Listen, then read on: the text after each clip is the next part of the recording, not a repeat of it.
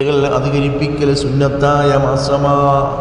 ഇവിടെ മൃഗത്തെ കണ്ടാലും ഇവിടെ മൃഗങ്ങളെ കണ്ടാലും തക്ബീർ ചൊല്ലണേ.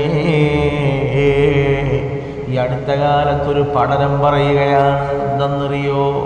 കുറേ പേര് കൊണ്ടുപോയി ഗവേഷണം നടത്തി നോക്കി മുസ്ലിമീങ്ങൾ അറബ് നടത്തുന്നത് എന്താണ്, അതിൻ്റെ ഹുക്മ്, അതിൻ്റെ മാനദണ്ഡം എന്താണ് എന്നറിയാൻ വേണ്ടി ചിലവർ പോയിട്ട് പഠനം നടത്തുമ്പോൾ, അവർ ഗവേഷണം ചെയ്യുമ്പോൾ, അവർ ഇജ്തിഹാദ് ചെയ്യുമ്പോൾ അവർക്ക് മനസ്സിലാക്കാൻ കഴിയുന്നത് ഇത് വല്ലാത്തൊരു കാരുണ്യം തന്നെയാണ്.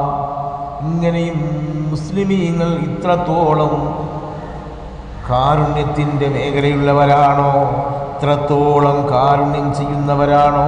അത്ഭുതപ്പെട്ടു പോയി. ഇത് നിങ്ങൾ പറഞ്ഞില്ലേ, അറവ് നടത്തുന്ന മൃഗത്തിൻ്റെ മുമ്പിൽ വെച്ച് അതേ മറ്റൊരു മൃഗത്തെ നിങ്ങൾ കാണിക്കരുത്, അല്ലെങ്കിൽ മറ്റൊരു മൃഗത്തെ കൊണ്ടുവരരുത്. മാത്രമല്ല, നിങ്ങൾ കത്തിക്ക് മൂർച്ച കൂട്ടണേ, അത് സുന്നത്താണ്. അതിനൽപ്പം വെള്ളം നൽകണേ, സുന്നത്താണ്. കുറച്ച് തക്ബീർ ചൊല്ലണേ, സുന്നത്താണ്. ഇതെല്ലാം അല്ലാഹുവിൻ്റെ റസൂലിൻ്റെ തീരുമാനം.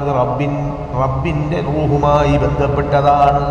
റൂഹ് അല്ലാഹുമായി ബന്ധപ്പെട്ടതാണ്. അത് മനുഷ്യൻ്റെതായാലും മൃഗത്തിൻ്റെതായാലും ജീവികളുടേതായാലും അത് റബ്ബിൻ്റെ മുമ്പിൽ ചോദ്യമുണ്ടെന്നുള്ള പ്രഖ്യാപനം തന്നെ. അതുകൊണ്ട് തന്നെ റബ്ബിൻ്റെ തീരുമാനമാണ്. അതേ അല്ലാഹുവിൻ്റെ റസൂല് അല്ലാഹുവിൻ്റെ റസൂല് പറഞ്ഞതിനെ പഠനം നടത്തി നോക്കുമ്പോൾ അതിൽ ആ അറബ് നടത്തുന്നതിൽ കാരുണ്യമുണ്ട്, കശാപ്പ് നടത്തുന്നതിൽ കാരുണ്യമുണ്ട്. ആരാ പറയുന്നത്?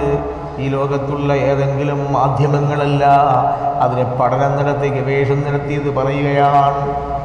ഈ ഉദയ നടക്കുന്ന സമയം വളരെ ഗൗരവമാക്കണേ. അതാണ് അല്ലാഹുവിൻ്റെ റസൂലിൻ്റെ ഇസ്ലാമിൻ അല്ലാഹു കൊടുത്ത പാഠം. എങ്ങനെയാണ്? അല്ലാഹു തേജോജ്വലമായ ജീവിതത്തിൻ്റെ സ്മരണയ്ക്കാണല്ലോ മഹാനായ ഇബ്രാഹിം നബിയോട് ഇസ്മായിൽ നബി അലൈഹിസ്സലാത്തു വസ്സലാമിനെ അറവ് നടത്താൻ പറഞ്ഞത്. എന്നിട്ടൊരു ആട്ടിനെ ഇറക്കിയിട്ട് അല്ലാഹുവിടെ പരിഹാരം കണ്ടത്. അവിടെയും കാരുണ്യമാണ്. തൻ്റെ യജമാനോട് എത്രത്തോളം കൂറുണ്ട്, തൻ്റെ സൃഷ്ടാവിന് എത്രത്തോളം കൂറുണ്ട്, അടുപ്പമുണ്ട്, അതിൻ്റെ കുറുബുണ്ട് എന്ന് മനസ്സിലാക്കാൻ വേണ്ടി അല്ലാഹു ഇബ്രാഹിമിനെ പരീക്ഷിച്ചിട്ട് അല്ലാഹു പറയുകയാണ്, ഖലീലുല്ലാഹ്, ഇബ്രാഹിം എൻ്റെ കൂട്ടുകാരനാണ്. എത്രത്തോളം റബ്ബുമായി സാമീപ്യം നേടിയെടുത്തു.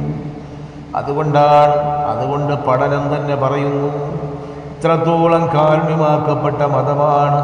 അതുകൊണ്ട് തക്ബീർ ചൊല്ലണേ.